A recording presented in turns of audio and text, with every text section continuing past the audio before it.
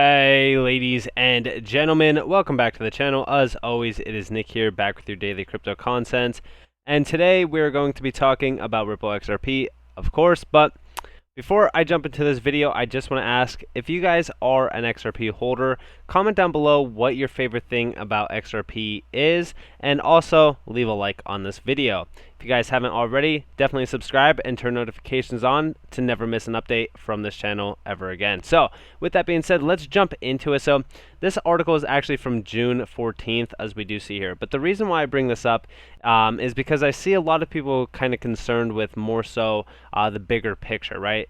When we talk about Ripple and XRP and the ODL service, everybody, just kind of throws out SMEs, for example, small, medium-sized enterprises and stuff like that. But that is actually a pretty big piece of the puzzle if you realistically look at it.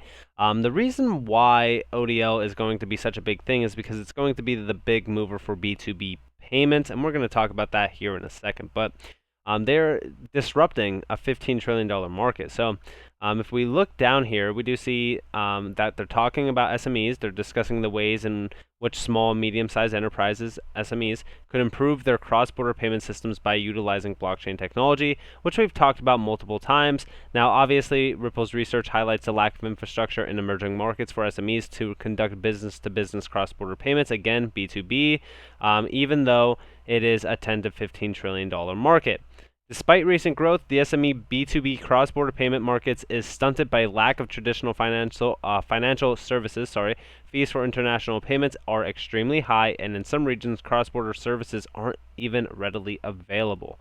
Now, this is actually, again, I know that a lot of people don't think that $10 to $15 trillion is not that much, but realistically, when we look at crypto, we topped out about like 2.5 or something like that trillion dollars this year. So realistically, we could pretty much grab a lot of that cash and really kind of disrupt that scene. And guess what? We'll flip the beloved Bitcoin that everybody loves, right? So realistically, if we do come down here and we read more into this, we do see that yet SMEs are increasingly reliant on cross-border payments for growth, both to access new customers and to tap suppliers and outsource employees. Further, traditional global payment systems involve a lot of intermediaries. Not only does this slow down payments, it also introduces more margin for error. Any lag time between paying these suppliers and employees really impacts SMEs' ability to maintain their business and grow and scale. Now, obviously, if we do look here, they do not believe current methods in place are suitable, with 71% of SMEs reporting that cross-border payments are problematic. According to Ripple, business-to-business payments take 2 to 5 days to settle on average. That is absolutely ridiculous. $30 to $100 or more, which is absolutely insane if you think about the cost. That's basically Bitcoin, and have a 4 to 6% international payment rate error. Again, I think that this is going to be incredible. If we do see here, this is where Ripple could step in by cutting out the middlemen in the correspondent banking system. Blockchain-powered payments increase speed and reduce costs for providers and SMEs. Now they're talking about 71%. So say for so we go off of the low end and we just talk about the $10 trillion, right? So even at 71%, that's $7.1 trillion. At a $7.1 trillion market cap, taken in the circulating supply of about 46 billion, right? We'll just say the price would have to be, I believe, if I do the math correct, let me do the math real quick on the side. So at that current evaluation, we would need to be at, and I'm not even lying to you guys, we would have to be at about $154. That is absolutely crazy if we just grabbed 71% of the SME cross-border payments. And as we do see here, 71% is reporting problematic errors, high cost fees, low settlement times as well, very long settlement times at 2 to 5 days. So when we talk about these high prices for XRP and Ripple, it's really not that unrealistic, especially even if we talk about the small stuff, right? The SMEs, right? Because SMEs aren't nearly as big as those big enterprise B2B payments, which a lot of people talk about, where we see, quadrillions of dollars. Obviously, that would be great to grasp as well. But hey, this is still a pretty big market when you think about, really disrupting it. And that's on the low end, that $10 trillion. So just imagine $15 trillion would be, talking about $200 plus. Now, I also want to talk to you guys a little bit about this. We do here. Central Bank of Singapore grants Ripple-owned company 3 new licenses to connect to the rapidly expanding capabilities of Tranglo's cross-border payment network, fully regulated by 4 authorities and covers over 22 countries. Guys, are you paying attention? Account issuance, e-money services, domestic transfers. The innovation is ramping up. The Ripple Net ODL service is ramping up. That is where we talk about $100 plus for XRP. Guys, it's happening in front of our eyes. A lot of people don't want to believe it. A lot of people can't, stomach it because they just don't think that, and hey, XRP can never go to $100. Circulating supply is way too much. The total supply is way too much. The market cap Guys, stop boxing yourselves in. Market cap and circulating supply does not matter when we are talking about ODL and we're talking about unlocking massive amounts of capital and overall, we're really going to take into accountability moving a ton of cash flow over the XRP ledger. So guys, liquidity is going to be a big key component for value for XRP. We also see here, this is a tweet coming from XRP Owl. Buying XRP now is similar to buying all the knives in the world before the concept of sliced bread and all the bread companies simultaneously being sued for flour happening to contain gluten.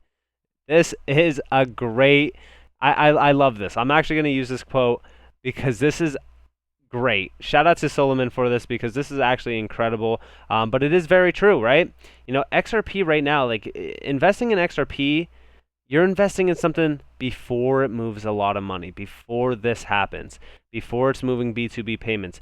It's ramping up, guys. It's starting. We already seen the ODL service really fire up over in Japan just recently. So innovation is happening, and it's happening very fast.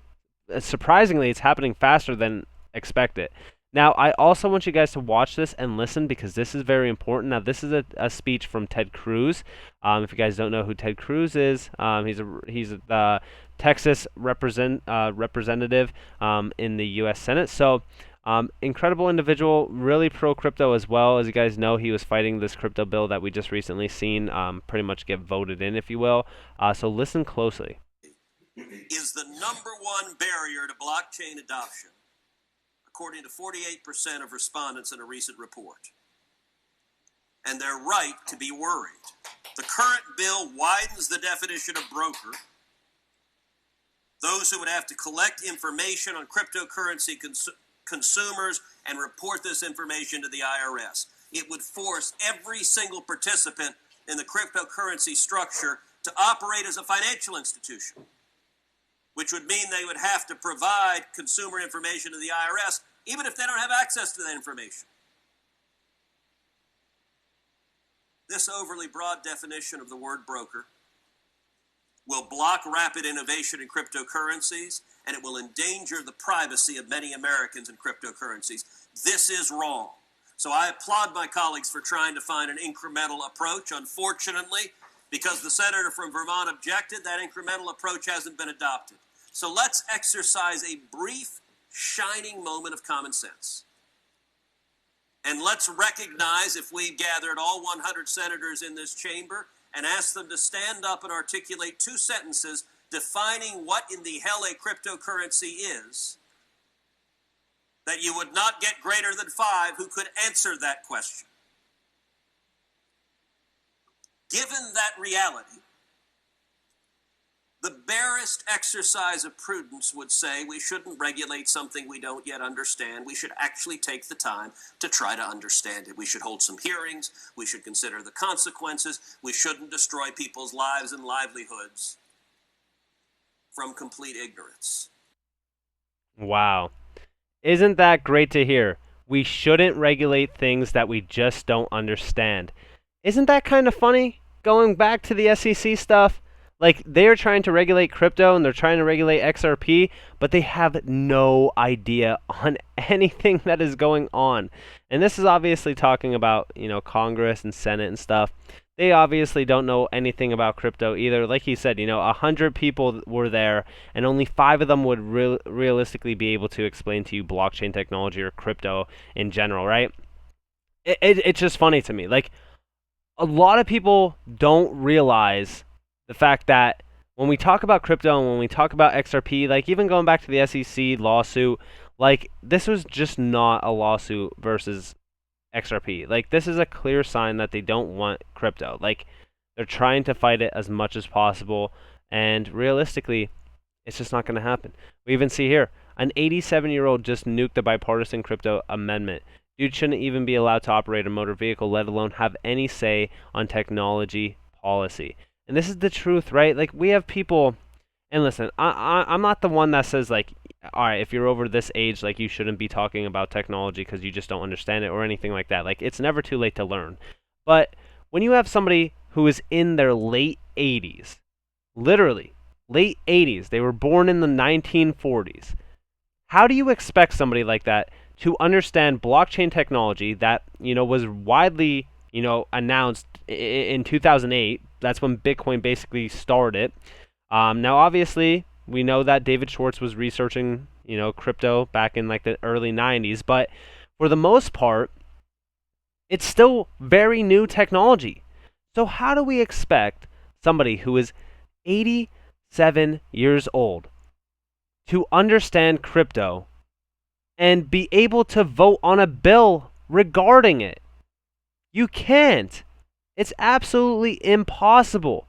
And this is why we need to have a limit on how long you could stay in Senate, in Congress, in power, because it's absolutely ridiculous that we have these types of individuals running this country that don't have any knowledge about anything besides collecting a check at the end of the day. But with that being said, let me know what your guys' comments are down below. I'd love to hear from you guys. As always, I love to read some comments and stuff like that. If you guys did enjoy this video, definitely leave a like, subscribe, turn notifications on. If you guys don't want more free content, you guys are more than welcome to follow me on Twitter and join the free Discord down in the description below. I hope that you all have a beautiful day or a beautiful night wherever you guys are in this beautiful world. This has been Nick. Peace out, guys.